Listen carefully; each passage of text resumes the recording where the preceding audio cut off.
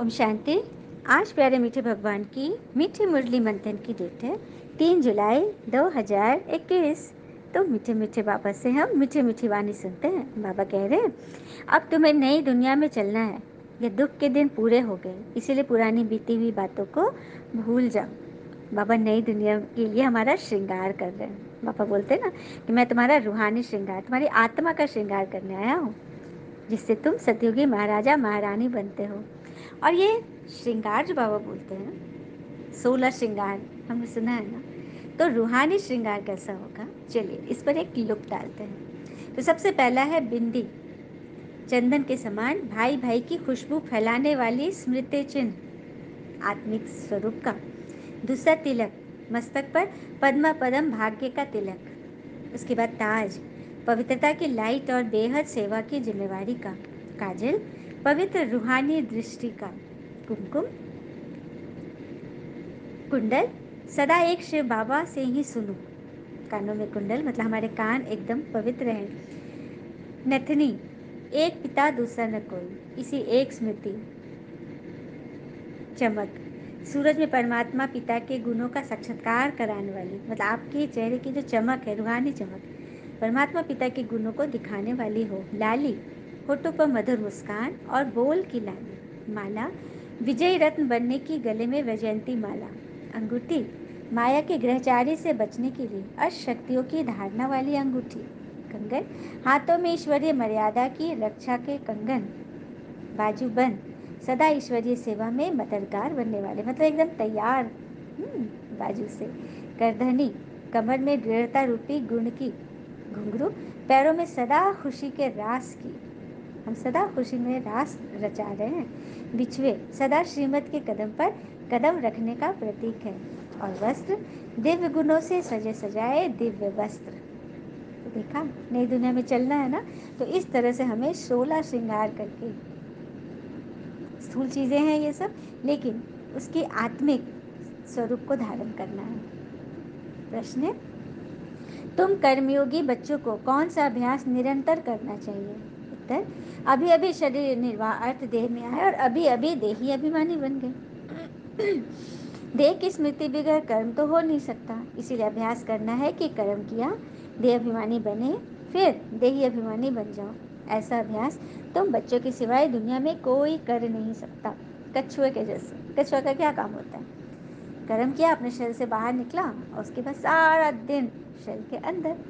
तो हम परमात्मा की याद के अंदर रहे, उनकी छत्र छाया के अंदर रहे, देही अभिमानी स्थिति में रहे, शरीर निर्वाह अर्थ कर्म किया, देह में आए और फिर अपनी उसी स्मृति में आ गए। तो इसका अभ्यास करना है, जो कि दुनिया में और कोई न सिखा सकता है न कर सकता है, बाबा और बच्चे के सिवा। गीते आज की मुरली का, जाग सजनिया जाग। भगवान आकर अपनी सजनियों को जगा रहे हैं, कह रहे हैं जागो।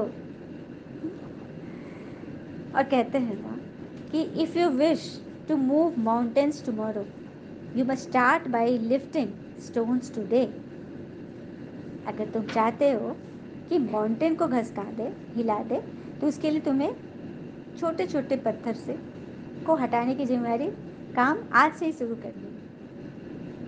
और अंधेरे को हटाने में समय बर्बाद मत करिए, बल्कि दिए को जलाने में समय लगाइए। कारण आ गया, कोई बात नहीं, सोल्यूशन पे फोकस, यही तो बाबा कहते हैं। ओम शांति। रूहानी पिता कहते हैं, मीठे मीठे रूहों ने अथवा बच्चों ने ये गीत सुना, मैं आ रहा हूँ अपनी सजनिया को जगाने के लिए आया हूँ। इसको कहा जाता है ज्ञान का गीत। यह गीत बहुत अच्छा है। तुम आत्माएं अब जाग गई हो, ड्रामा के राज को भी अभी तुम जान गए हो। भक्ति मार्ग का तो कौतुक देख लिया ना, जो कुछ बीता वो तुम्हारी बुद्धि में है। तुम अपने बीते हुए 84 जन्मों की हिस्ट्री को जान गए हो। बाबा कह रहे कि मैं आकर तुम्हें सब बात बताया हूँ ना। अब मैं तुम बच्चों को धीरज देता हूँ। बच्चे, अब नई दुनिया में चलना है तो पुरानी बातों को भूल जाओ, भूल जाओ, क्योंकि फिर वही वही वही याद आएगा। तो नई चीज़ें कैसे पढ़ाई होगा? देखो, पढ़ाई कौन करता है? बच्चे करते हैं। बचपन की अवस्था में पढ़ाई होती है ना, जबकि मन बुद्धि पे कुछ भी छाप नहीं होता है, सब क्लीन रहेगा, तभी तो उसमें कोई बात जाएगी ना। और जरूर ज्ञान में भी वही तीखे जाएंगे जो इन लक्ष्मी नारायण जैसा ऊंच पद पाने वाले हैं। तो ज्ञान या योग के लिए तुम्हारा पुरुषार्थ है, यही तो है। तो देह अभिमानी होकर रहना है, कर्म करते बाबा को याद करना है, उठते बैठते चलते फिरते ये अभ्यास रहे। फिर बाबा कह रहे शास्त्रों में लाखों वर्ष लिख दिया है, इसीलिए मनुष्यों की बुद्धि काम नहीं करती। उनको लगता है कि अभी तो बहुत समय बचे हैं, हम आगे कर लेंगे। लेकिन नहीं, जो अच्छे स्टूडेंट होते हैं ना, वो समझते हैं कि मेरा एग्ज़ाम तो कल ही है, और वो एक एक पल भी नहीं व्यर्थ गंवाता। यदि संगम का हम 1 मिनट भी गंवा दिए तो सोचो 1 वर्ष गंवा दिया। और हम यहाँ बैठकर घंटों घंटों व्यर्थ की बातों में, व्यर्थ की बहस में उलझे रहते हैं, तो कितने वर्ष गंवा दिए हम। इसलिए बाबा कहते हैं कि गफलत मत करो। फिर बाबा कह रहे हैं कि धन खर्च करे फिर भी स्वर्ग में जो सुख है वह मिल न सके, क्योंकि यहाँ इस दुनिया में धन कितना भी खर्च किए, कितना चीज़ें जमा की, लेकिन फिर भी स्वर्ग वाला सुख तो मिलेगा नहीं। किसको भी हेल्थ होगी तो वेल्थ नहीं, वेल्थ होगी तो हेल्थ नहीं होगी, क्योंकि यहाँ हेल्थ, वेल्थ, हैप्पीनेस, सक्सेस सभी नहीं हो सकती, वो तो सिर्फ सतयुग में होता है। इसलिए बाबा कहते हैं आत्माएं जागो, तुमको अब ज्ञान का तीसरा नेत्र मिला है। कितनी जागृति आई है, तुम सारी दुनिया की हिस्ट्री ज्योग्राफी जानते हो। बाबा हम सबको जगा रहे हैं, अपनी आत्मा को जगा रहे हैं। आत्मा जो सोई पड़ी है ना, कभी कभी ये संस्कार जागृत हो जाते हैं कि हम औरों से हम आगे जाएं, रीस आ जाता है ना मन में। एक बार की बात है, स्वामी राम तीरथ अपने बच्चों को गुरुकुल में पढ़ाई पढ़ा रहे थे। अचानक उनके दिमाग में कुछ क्वेश्चन आया। उन्होंने बोर्ड पर एक लाइन खींच दी, एक रेखा खींची, और बच्चों को कहा कि इस रेखा को छोटा करके दिखाओ। तो एक बच्चा उठा और उसको मिटाने लग गया। तो स्वामी जी ने उसका हाथ पकड़ लिया कि नहीं, मिटा कर नहीं, बिना मिटाए इसको छोटा करो। तो किसी को समझ में नहीं आ रहा था। तो स्वामी जी ने बोला ठीक है, जाओ अपने जगह पे बैठो। फिर महात्मा जी ने उसके बगल में एक लंबी रेखा पार दी। बच्चे जब देखे कि अरे ये तो पहले छोटा हो गया, ये पहले वाला, बड़ा खुश। तो स्वामी जी ने सबक सिखाया, क्योंकि वो एक सबक देना चाहते थे ना बच्चों को।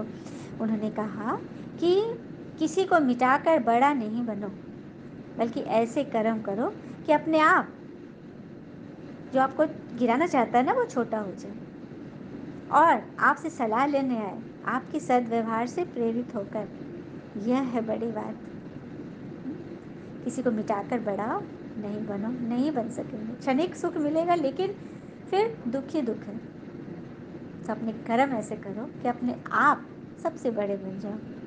अब बाबा तो कहते हैं ना कि मैं तो सबसे बड़ा हूँ, तो तुम भी मेरे बच्चे हो गए ना, बड़े बच्चे, सबसे बड़े हो तुम। तो अपने कर्म पर पूरा पूरा फोकस दो। गृहस्थ व्यवहार में रहते कमल फूल समान बनो। स्वदर्शन चक्रधारी भी तुम हो, देवताओं को भी कोई संग खाती नहीं है। ज्ञान संग तो यहाँ फूकने हैं तुमको। बाबा कह रहे ज्ञान संग नाथ तो तुम बच्चे करते हो, सबको बता रहे हो ना कि परमात्मा आगे है, ये वही महाभारत लड़ाई लगी है, विनाश हुआ कि हुआ, सत्य धर्म स्थापन होने वाला है। सबको नगाड़ा बजाओ, बताओ सबको। फिर आगे बोल रहे बाबा, हर एक की आत्मा को वापस जाना है। आत्मा ही सतो प्रधान सतो रजोतमो बनती है। कोई कोई का बहुत थोड़ा पाठ है, आए और गए, जैसे मच्छरों मुआफिक जन्मे और मरे। ऐसे तो बाबा से वर्षा नहीं लेंगे ना। मतलब जो जो आत्माएं जिनका कम जन्म होगा, द्वापर कलयुग की आत्मा, आएंगे और जाएंगे। न भगवान को पहचानेंगे, न भगवान के नियम पे चलेंगे, न स्वर्ग में आएंगे। सदगति तो मिलेगी नहीं।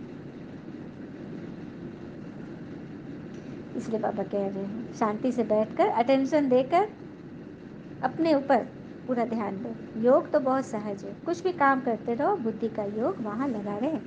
बाबा की याद रहने से कमाई बहुत अच्छी होगी। तुम्हारा भी कल्याण होगा, और याद में रहने से चीज़ें भी अच्छी बनती हैं। कोई भी चीज़ याद में रहकर बना रहे हैं, जैसे भोजन है, सिलाई है, पढ़ाई है, कुछ भी है, तो याद में रहने से तो अच्छी बनेगी, क्योंकि ईश्वर की मदद जो मिल रही है। अच्छा, मीठे मीठे बच्चों प्रति भगवान की नमस्ते। हम बच्चों के भी प्यारे से पिता को नमस्ते। और बाबा दिल से सभी आत्माओं की तरफ से आपको वेरी वेरी गुड मॉर्निंग। धारणा के लिए मुख्य सार है, पहली पॉइंट, ज्ञान और योग पर पूरा पूरा अटेंशन देना है। सुनने समय बहुत शांत एकाग्रचित होकर बैठना है। कर्म योगी भी बनना है। शुक्र। पिता ने जो घर का रास्ता बताया है वह सबको बताना है। स्वदर्शन चक्रधारी बनने के साथ साथ ज्ञान शंख भी बजाना है। सिर्फ ये नहीं कि हम बन गए तो मुझे औरों से क्या, नहीं, ज्ञान शंख नाद। Charity begins at home. अपने घर से शुरुआत करो। वरदान। एक पिता दूसरा न कोई, इस पाठ की स्मृति से एक रस स्थिति बनाने वाली श्रेष्ठ आत्मा भव। एक पिता दूसरा न कोई, इस पाठ की स्मृति से एक रस स्थिति बनाने वाली श्रेष्ठ आत्मा बनो। जैसे यह पाठ निरंतर याद हो तो स्थिति एक रस बन जाएगी, क्योंकि नॉलेज तो सब मिल गई, अनेक पॉइंट्स है, लेकिन पॉइंट्स होते भी पॉइंट रूप में रहो। यह है उस समय की कमाल। जिस समय कोई नीचे खींच रहा है, कभी बात नीचे खींचेगी, कभी कोई व्यक्ति, कभी कोई चीज़, कभी वायुमंडल, यह तो होगा ही। बाबा कह रहे हैं कि बातें तो खींचेंगी, तो हर एक पॉइंट को पॉइंट रूप में उड़ा दो। कभी वायुमंडल, कभी कोई व्यक्ति, वस्तु, वैभव, ये तो होगा ही, क्योंकि आप संसार सागर में हो, सागर में तो लहरें आएंगी ही। लेकिन सेकंड में यह सब विस्तार समाप्त हो, एक स्थिति रहे, तब कहेंगे श्रेष्ठ आत्मा भव के वरदान में। मतलब आपको श्रेष्ठ आत्मा बनाने के लिए सेकंड में किसी भी व्यर्थ बात को, विस्तार को समाप्त कर दो। स्लोगन। नॉलेज की शक्ति धारण कर लो तो विघ्न पार करने के बजाय हार खा लेना। नॉलेज की शक्ति धारण कर लो तो विघ्न वार करने के बजाय हार खा लेना। माया आएगी वार करने, लेके हार कर जाएगी। तो क्या करना? नॉलेज की शक्ति को बढ़ाना है। जितना जितना हम भगवान की याद में रहेंगे, अपने आप को सजाएंगे। 16 श्रृंगार बाबा ने बोला, और कहते भी है ना, जिंदगी जीने के लिए मिली थी, लोगों ने सोचने में ही गुजार दी। कागज अपनी किस्मत से उड़ता है, लेकिन पतंग अपनी काबिलियत से।